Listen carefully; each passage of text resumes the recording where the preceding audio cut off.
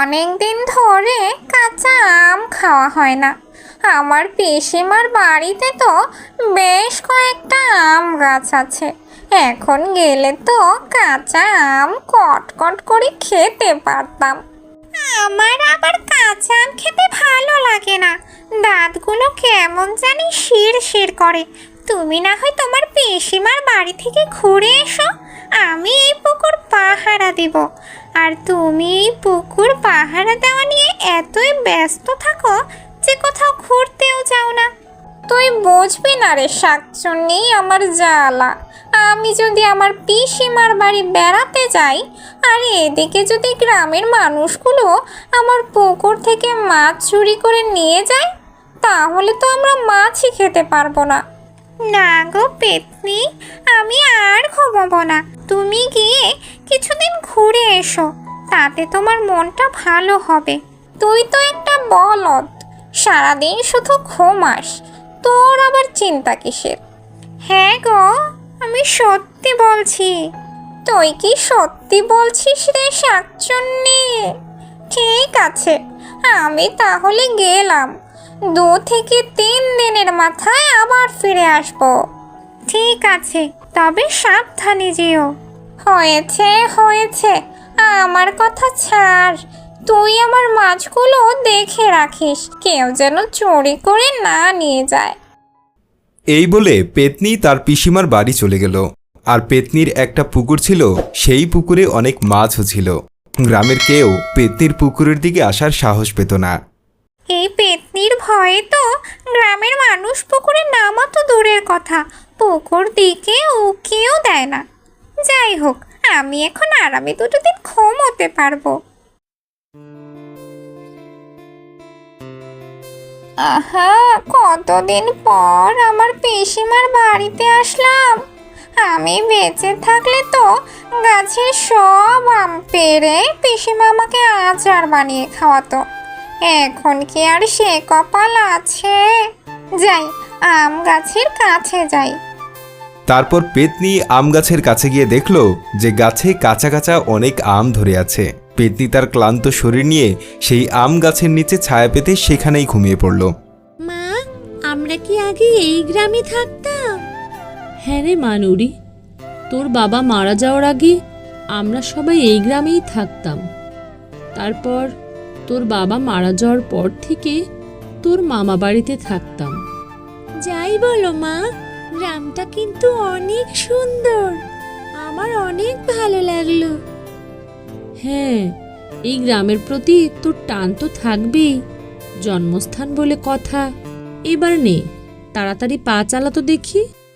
রিয়া আর রিয়ার মা অনেকদিন পর এই গ্রামে এসেছে, তাই তারা ওই পেতনির ব্যাপারে কিছুই জানতো না।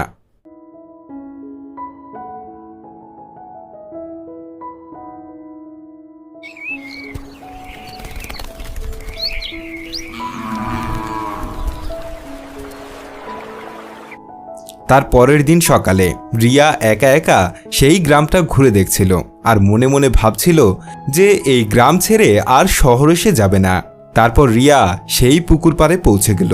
রিয়া দেখল যে পুকুরে অনেক মাছ জলে লাফালাফি করছে, আর রিয়া মাছ ধরতে অনেক পছন্দ করত।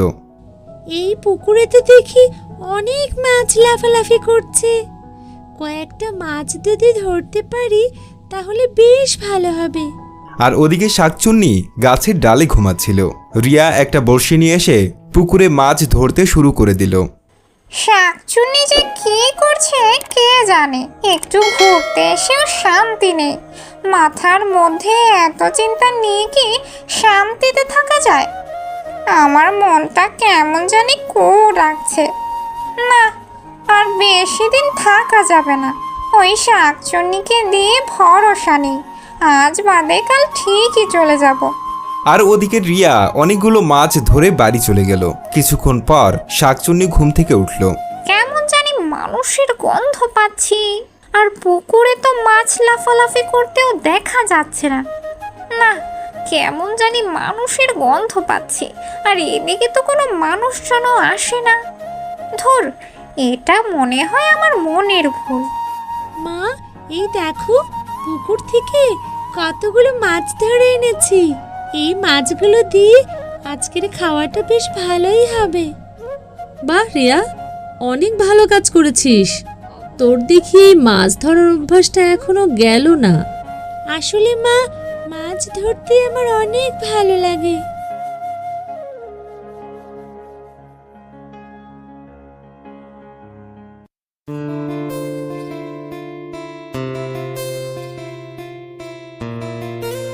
মা, আমার ওই পুকুর থেকে মাছ ধরতে বেশ ভালো লাগে। আর পুকুর পাড়ের ওই জায়গাটাও অনেক সুন্দর। ঠিক আছে, তবে শোন রিয়া, তাড়াতাড়ি বাসায় চলে আসিস। আমরা তো এই গ্রামে নতুন এসেছি, কিছুই তো চিনি না জানি না। ঠিক আছে মা, তুমি কোনো চিন্তা করো না, আমি তাড়াতাড়ি চলে আসব। এদিকে শাকচুন্নি তো ঘুমে গাধা, তার চোখে যেন সারাক্ষণ ঘুম লেগেই থাকে। আর আজকেও রিয়া এসে পুকুরে মাছ ধরতেছিল। সেই মুহূর্তে পেতনি চলে আসে, আর পেতনি রিয়াকে দেখে তার সামনে দাঁড়িয়ে যায়। আমি দুদিন না থাকায় গ্রামের লোকের এত সাহস বেড়ে গেছে, আমার পুকুরের মাছ চুরি করতে এসেছে। দেখ মেয়ে, আজকে আমি তোর কি করি। এটা আমি কি দেখছি? সত্যি কি আমার সামনে পেতনি এসেছে?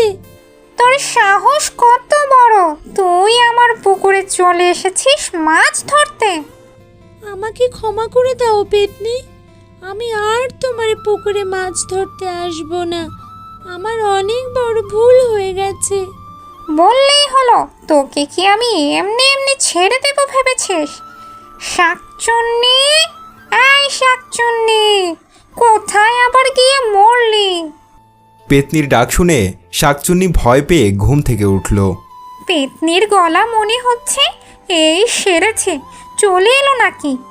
এ কি, এই মেয়ে, তুমি এখানে ছিপ নিয়ে কি করছো?